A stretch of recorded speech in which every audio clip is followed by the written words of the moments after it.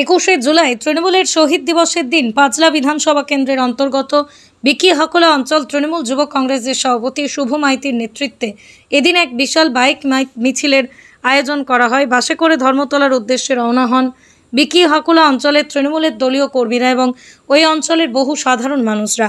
এদিন এই অঞ্চল থেকেই প্রায় 300টির মতো বাইকে করে বহু কর্মী শহীদ সমাবেশে যোগদান করেন।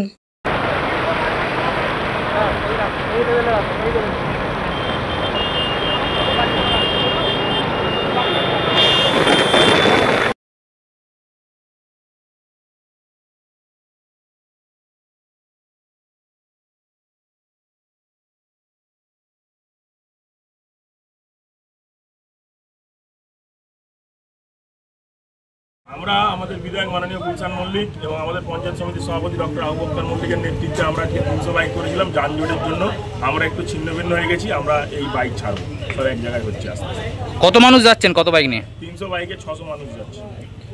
কি বার্তা দেবেন কর্মীদের উদ্দেশ্যে? বার্তা 21শে জুলাই আমাদের প্রতি বছরই হয় এবং 2026 আমাদের মাননীয় গুলশান মল্লিক এবং মমতা ব্যানার্জির ভোট। আমরা জান প্রাণ দিয়ে ভোটে লড়াই করে বিপুল ভোটে জয়যুক্ত করব। গুলশান মল্লিক।